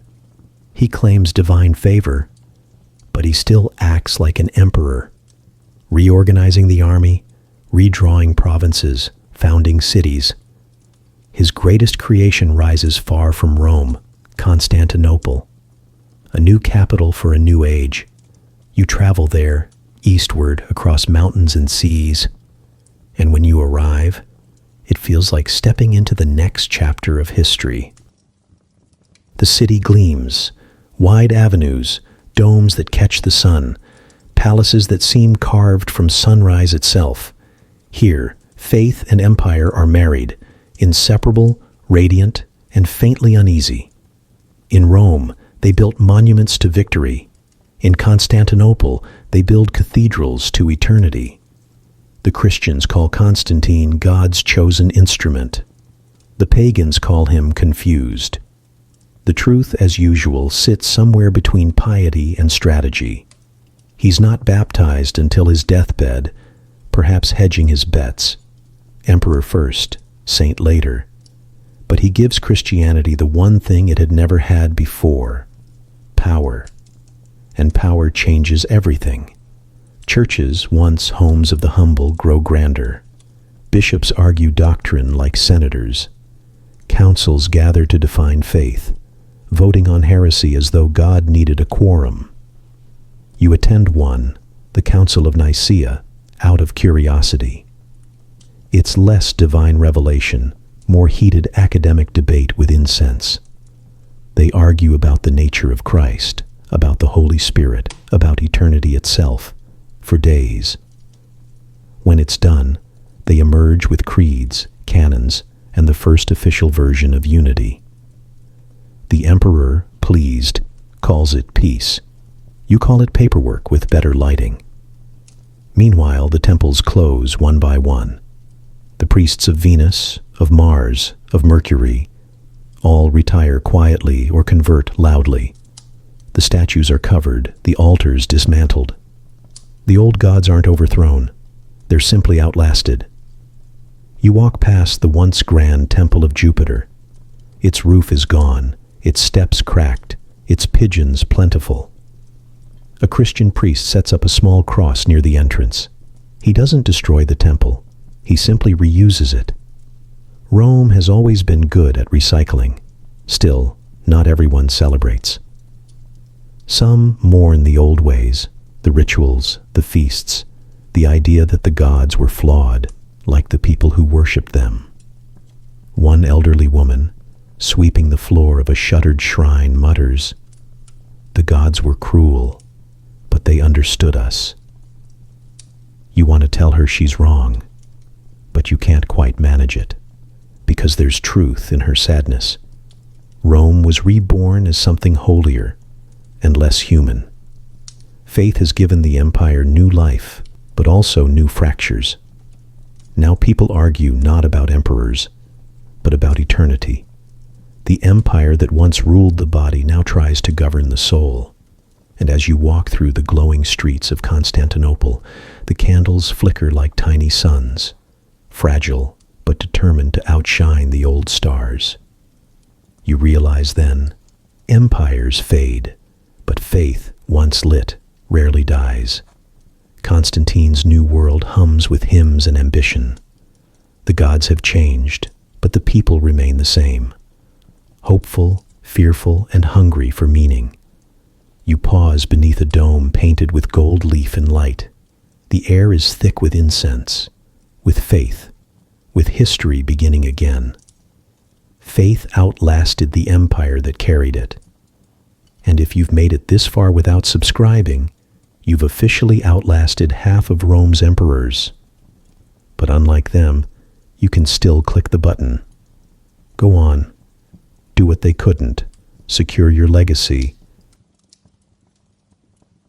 It begins with footsteps, not the steady march of legions. Those days are gone.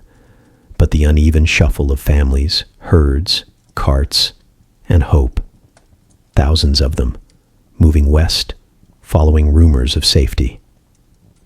The Huns have arrived. No one knows exactly where they came from. Somewhere beyond the maps, beyond the steppe, beyond imagination. They move like weather, fast, unpredictable, unstoppable. Villages vanish before anyone can name them. You picture the frontier, a line drawn on parchment by men who've never seen snow this deep or sky this wide. On one side, Rome. On the other, chaos. But chaos doesn't read Latin. The tribes who once lived peacefully near the border now face a choice: flee or burn. And so, the Visigoths, the proud people who once traded with Rome, pack up everything they own and move toward the empire's edge. Refugees before anyone invented the word. They're tired, hungry, and polite enough to ask permission. All they want is to cross the Danube and settle on Roman soil, farm a little, serve in the army, maybe survive the winter. The emperor agrees. On paper. In practice, the officials extort them, starve them, and sell their children as slaves. You can almost hear the sigh that ripples through history, because cruelty, when combined with incompetence, is always an omen. The Visigoths wait for mercy. When none comes, they take up arms. The year is 378. The place, Adrianople. It's the kind of battle Rome used to win in its sleep. But this time, the legions don't sleep. They burn. 2/3 of the army is slaughtered. The emperor himself dies on the field, his body never found. News reaches Rome weeks later, carried by terrified messengers. In the forum, people whisper, "It can't be true." It always starts that way. Now, the empire's borders are less lines and more suggestions. Whole peoples move through them. Goths, Vandals, Franks, Alans. Not as invaders, but as migrants looking for something Rome has forgotten how to offer: belonging. And Rome, instead of welcoming them, treats them like a problem to be taxed. You read a letter from a Roman general on the frontier. The ink is shaky, the tone exhausted. "I cannot tell who is Roman and who is not. They fight beside us, then against us, then beside us again. We are outnumbered by our own allies." He means it literally. Rome's legions are now filled with foreigners, men who once called the empire an enemy but now fight for its pay. Loyalty, once Rome's proudest virtue, has become an hourly wage. You stand at a camp on the Rhine one winter evening. The soldiers huddle around fires, speaking a dozen languages. One sharpens his sword with slow care. Another hums a song that isn't Latin, but somehow feels familiar. They drink together, curse the weather together, and die together. but ask them who they fight for, and the silence lingers a little too long. Rome's army is still mighty, but its heart, like its coin, has been diluted. The Visigoths, now led by Alaric, march south. They're not invaders in the way history likes to imagine. They're wanderers looking for justice, or at least a decent meal. Rome, insulted but unprepared, refuses their demands. Negotiations turn into skirmishes, skirmishes into sieges, and then, in 410 CE, the impossible happens. The city of Rome, the eternal city, is sacked. You walk with them as they enter. It's not the apocalypse, it's something quieter, stranger. No thunder, no flames consuming the sky. Just doors breaking, hooves clattering on marble, prayers whispered under breath. The Visigoths move through the streets like ghosts.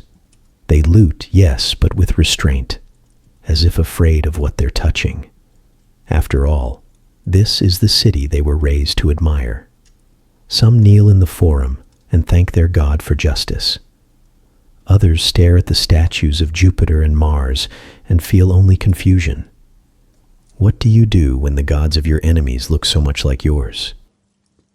You turn a corner and see a house on fire. Slow, reluctant flames licking at frescoes painted centuries ago.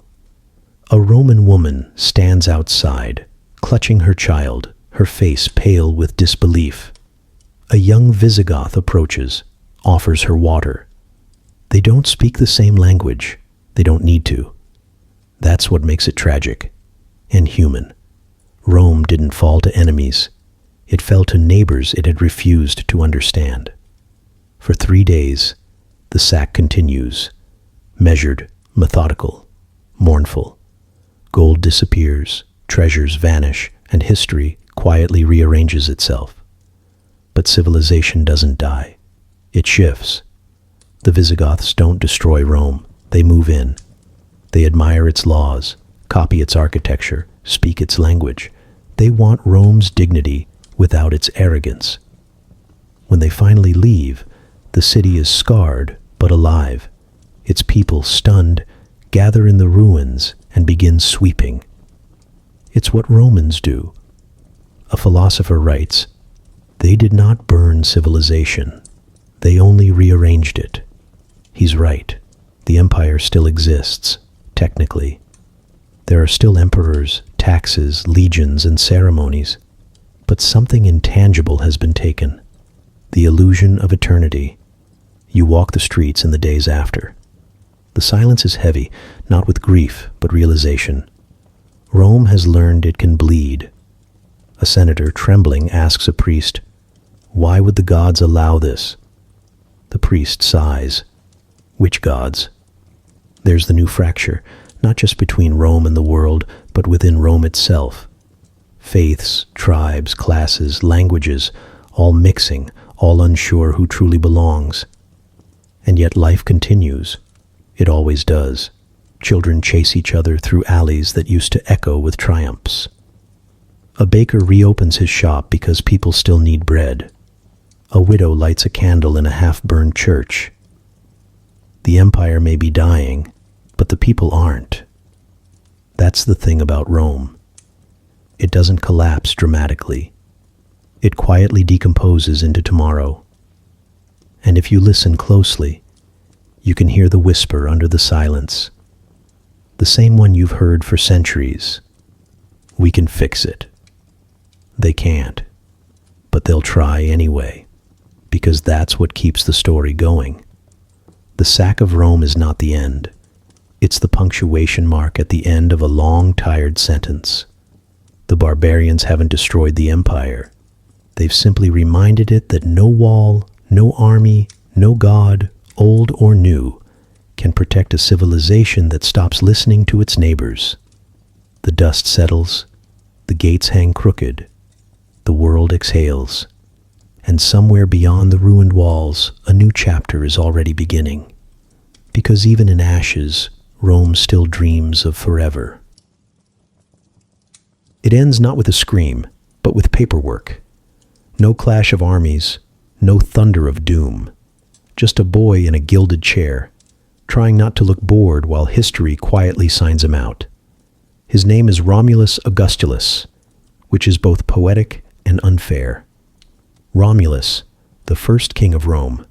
Augustus, the first emperor. The beginning and the beginning rolled into the end. A historian somewhere must have smiled at the symmetry. You imagine him, 15, maybe 16. Thin wrists, uncertain eyes, a face that still has softness where marble heroes had angles. He didn't seize power. Someone handed it to him like a ceremonial toy. He's emperor of an empire that no longer exists, except on maps and in memories. The palaces still stand, but the treasury is empty, the armies are foreign, and the Senate meets mostly out of habit.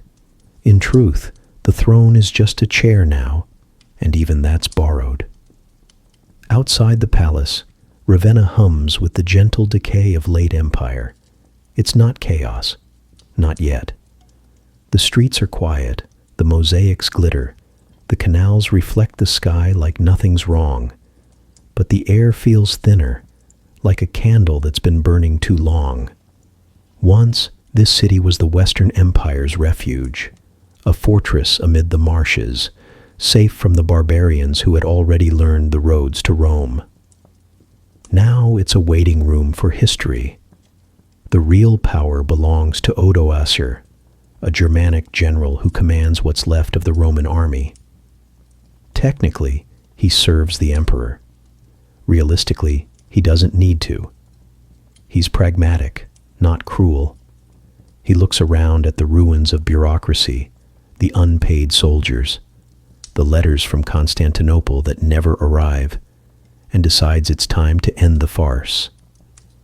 When he enters Ravenna, there's no battle, just footsteps on marble and the sound of authority changing languages.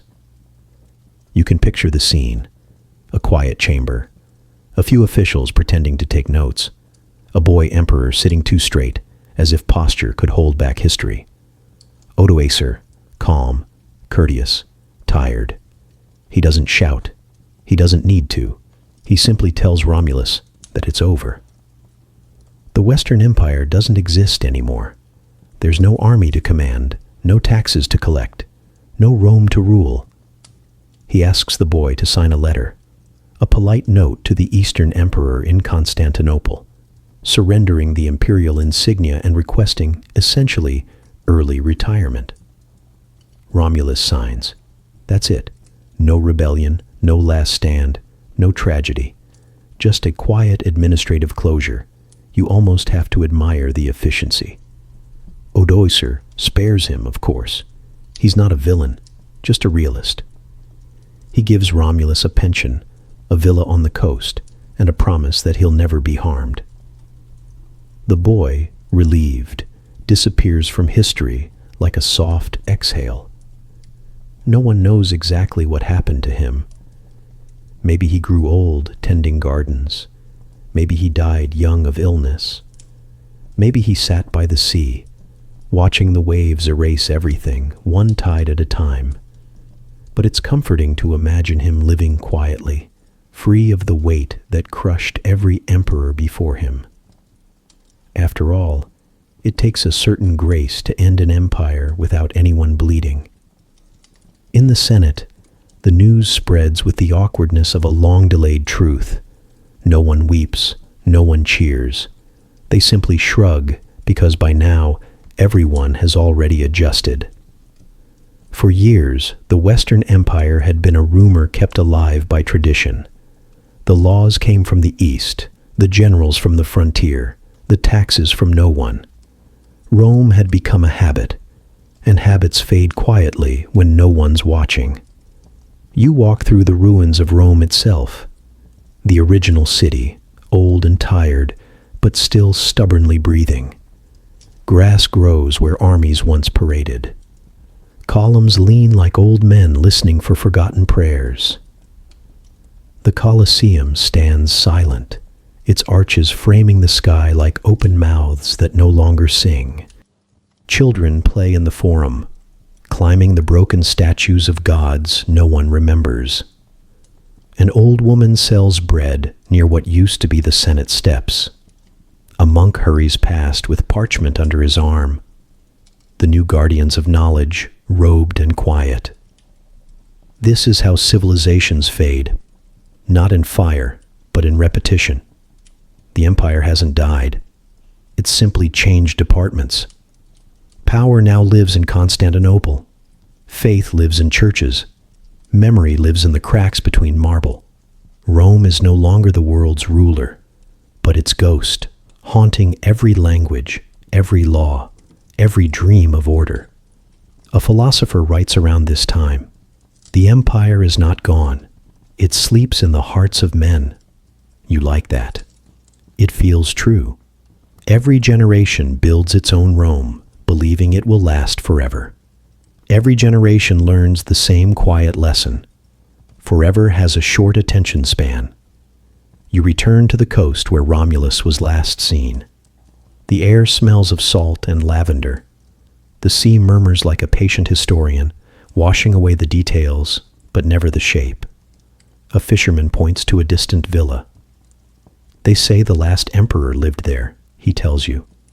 You ask if it's true. He shrugs. Maybe. The sea doesn't keep records. You walk along the shore, the water cool around your feet. It's strange to think that after centuries of ambition, conquest, and chaos, it all ended here, in a place so peaceful it feels almost merciful. You stop, look back toward the invisible city on the horizon, and realize something. Rome never really fell. It just stopped pretending to be eternal. The empire's death wasn't destruction. It was transformation. The institutions broke, but the idea survived, reshaped, retold, rebuilt in marble and memory. It will live on in kings who call themselves Caesars, in churches that borrow its architecture, in laws written in its tongue. Even its name, Rome, will become shorthand for civilization itself. All that from a boy signing a letter he didn't write.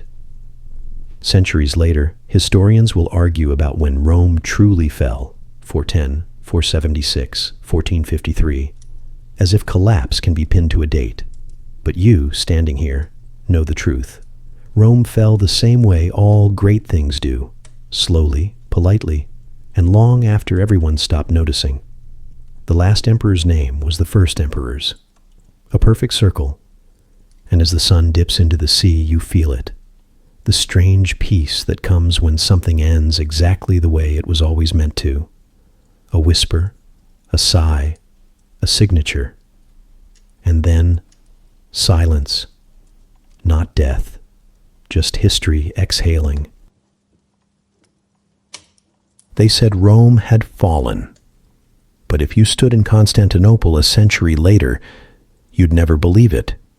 The markets hummed with trade, ships crowded the harbors, and clerks stamped imperial seals on scrolls with the same bureaucratic confidence that once ruled the Mediterranean. The statues still looked Roman. The soldiers still marched like Romans, and the emperors still called themselves Caesars. Rome hadn't died. It had simply changed its address. In the East, the empire found its second life. Byzantium, a city draped in mosaics and theology, built on marble and memory. Constantine's dream had taken root here, and it flourished in paradox. A Christian empire that worshipped humility, but built palaces larger than its saints' patience. You walk through its streets, past domes that shimmer like captured dawns. Hagia Sophia rises before you, its walls covered in gold leaf so bright it looks as though heaven itself took out a mortgage. The air hums with incense and ambition. Greek has replaced Latin, but the rhythm feels familiar. The empire may have changed its language, but not its tone. Bureaucrats argue about taxes, generals complain about supplies, scholars debate philosophy as if they're still in the forum. They call themselves Romans, and they mean it. You stop by the city walls, the greatest ever built. They stretch for miles, stone and pride layered together. From their heights, the empire looks eternal again, an old illusion wearing new clothes. Merchants from Africa and Asia call it the center of the world, and in a way they're right. In the East, Rome survives not as nostalgia but as habit. It's a machine that's learned to replace its parts without stopping. It speaks Greek, prays Christian, dreams imperial. It's what happens when civilization refuses to admit the party's over. But if the East kept the body of Rome, the West kept its ghost. Travel back across the crumbling roads, and you'll find monasteries rising among ruins, quiet islands of candlelight and parchment. Inside, monks bend over dusty scrolls, copying old Roman texts word by word, line by line. The ink smells of devotion. Cicero, Virgil, and Livy all survive because a handful of men with bad handwriting refuse to forget. A monk somewhere in Gaul mutters under his breath about grammar as he saves civilization by accident. In those damp stone rooms, Rome's voice softens but never stops speaking.